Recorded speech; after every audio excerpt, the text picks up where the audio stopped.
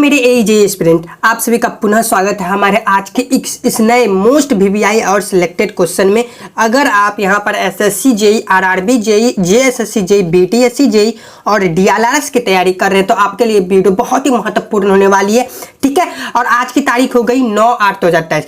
आपको यहाँ पर अगर आप सिविल इंजीनियर हैं, इलेक्ट्रिकल इंजीनियर हैं, मैकेनिकल इंजीनियर हैं तो आपके लिए वीडियो बहुत ही इन्फॉर्मेटिव होने वाली है, बेसिकली सिविल वालों के लिए। ठीक है, क्योंकि आप सभी का मकसद होगा एसएससी जेई में CPWD प्राप्त करने का और आरआरबी जेई में जाने का। ठीक है, मेरा भी यही मकसद है, आप सबका भी यही मकसद है, ये सब तो एक्सेप्शन में है। ठीक है, ओके, मैं भी ये बात जानता हूँ। ये वीडियो सभी एजे स्टूडेंट पर्पसेस के लिए भी होने वाली है, तो वीडियो में ज्यादा टाइम नहीं लूंगा, चलिए मैं स्टार्ट करता हूँ। तो हमारा यहाँ पर पहला क्वेश्चन आ जाता है, which crops has the highest value of delta. दोस्तों क्वेश्चन सुनते जाइएगा, आपको वीवीआई मिलेगी, most VVI and selected question मिलेगी। पसंद आए तो दोस्तों आप सब्सक्राइब जरूर करिएगा और लाइक जरूर करिएगा। ठीक है, हमारा पहला क्वेश्चन है, which crop has the highest value of delta. Delta की हाईएस्ट वैल्यू कौन से क्रॉप में कहते हैं, यानी कि किस क्रॉप में पानी कैपेसिटी प्राप्त करने की सबसे ज्यादा कैपेसिटी होती है, यानी कि पानी एब्जॉर्ब करने की सबसे ज्यादा कैपेसिटी कौन सी क्रॉप में होती है। तो आपको यहाँ पर ऑप्शन है वीट, दूसरा ऑप्शन है राइस, तीसरा ऑप्शन है शुगरकेन और चौथा ऑप्शन है कॉटन। दोस्तों मैं यहाँ पर आपको सबके बारे में बताऊंगा, डिटेल बाय डिटेल बताऊंगा।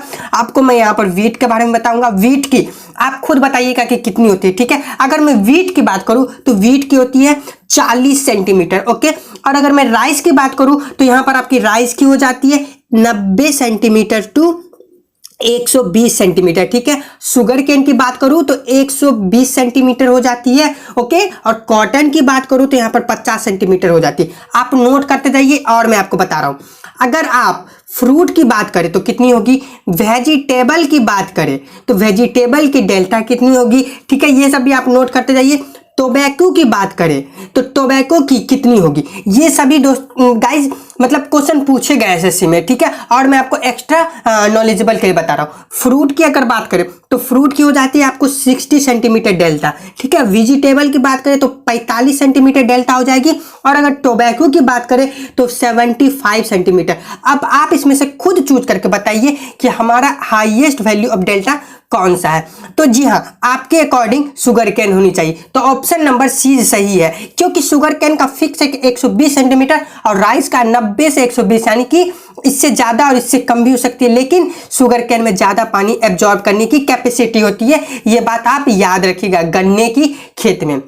ठीक है, गन्ना सबसे ज्यादा पानी एब्जॉर्ब करने की कैपेसिटी होती है गन्ना में। ठीक है, चलिए चलते दूसरे नंबर क्वेश्चन की ओर। हमारा दूसरा नंबर क्वेश्चन क्या कह रहा है, हमारा दूसरा नंबर क्वेश्चन कह रहा है कि if the pores of soil of pores, यानी कि पोर्स ऑफ सॉइल के पोर्स में are completely fully on water only the soil is said to be, यानी कि अगर सॉइल के पोर्स में ओनली वाटर हो तो उसे हम क्या कहेंगे, उसे हम क्या नाम दिया गया है। तो आइए मैं आपको एक ग्राफ के अकॉर्डिंग बताता हूँ। ठीक है, मान के चलिए कि आपके पास एक प्रकार का 3 सा ग्राफ है कि कैसे कैसे क्या कहेंगे। आप इस तीनों को बहुत ही अच्छे तरीके से याद कर लीजिएगा। ठीक है, बहुत इंपॉर्टेंट होने वाली। अगर आपके सॉइल के पोर्स में वाटर हो, ठीक है, और सॉलिड हो, वाटर और सॉलिड हो तो इसे क्या नाम दिया गया है।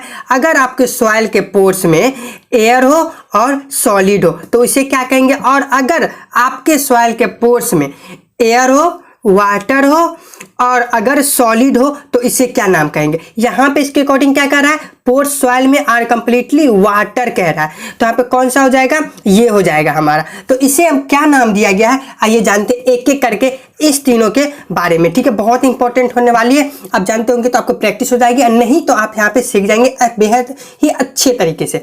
वाटर और अगर सॉलिड हो तो इसे हम नाम देंगे फुल्ली सैचुरेटेड सॉइल। क्या कहेंगे, फुल्ली सैचुरेटेड सॉइल हम इसे नाम देंगे। ठीक है, अगर जिसमें वाटर और सॉलिड प्रेजेंट हो उसको, और अगर जिसमें एयर और सॉलिड प्रेजेंट हो तो उसको हम कहेंगे ड्राई सॉइल। क्या कहेंगे दोस्तों, ड्राई सॉइल कहेंगे। ठीक है, और अगर जिसमें एयर भी हो, वाटर भी हो और सॉलिड भी प्रेजेंट हो तो इसे हम क्या कहेंगे, पार्शियली सैचुरेटेड सॉइल कहेंगे। क्या कहेंगे? पार्शियली सैचुरेटेड सॉइल कहेंगे, ठीक है, जिसमें एयर वाटर सॉलिड प्रेजेंट हो, पार्शियली सैचुरेटेड सॉइल कहेंगे। एयर और सॉइल सॉलिड प्रेजेंट हो उसे हम ड्राई सॉइल कहेंगे, और जिसमें वाटर सॉलिड प्रेजेंट हो उसे हम फुल्ली सैचुरेटेड कहेंगे। एक चीज आपको मैं और बता देता हूं कि क्वेश्चन में ये पूछे जाते हैं कि कोहेसिव और नॉन कोहेसिव किसे कहते हैं। कोहेसिव मतलब क्या हो गया कि जिसमें प्लास्टिसिटी एब्जॉर्ब करने की टेंडेंसी हो, यानी कि जो अपने आप शेप को ढाल सकता हो, तो कोहेसिव, प्लास्टिसिटी एब्जॉर्ब करने की। तो कोहेसिव सॉइल कौन सा हो गया? सिल्ट हो गया और क्ले हो गया, ठीक है, सिल्ट और क्ले, इसे हम कोहेसिव सॉइल कहेंगे। क्योंकि कि इसे अगर आप एक मिट्टी की मोल्ड बना करके जिस भी स्ट्रक्चर में, जिस भी ढांचा में ढालोगे तो ये ढला जाता है, सिल्ट और क्ले। और अगर नॉन कोहेसिव की हम बात करें तो ये सैंड हो जाएगा। क्योंकि अगर आप इसमें पानी डाल करके अगर स्ट्रक्चर बना करके ढालोगे तो ढलाएगा नहीं, ना ढलाएगा, ये गिर जाएगा, इसमें प्लास्टिसिटी की टेंडेंसी है ही नहीं, तो इसीलिए ये नॉन कोहेसिव हो गया और ये कोहेसिव हो गया। तो आप ये बात भी याद रखना, ठीक है, यहाँ पे जगह बची थी तो मैं आपको ये जानकारी देना उचित समझा, ठीक है। अगर आपको दोस्तों वीडियो नॉलेजेबल लगी तो आप सब्सक्राइब कर सकते हैं। मिलते हैं आपसे नेक्स्ट वीडियो में कोई और मोस्ट सेलेक्टेड क्वेश्चन के साथ, ठीक है।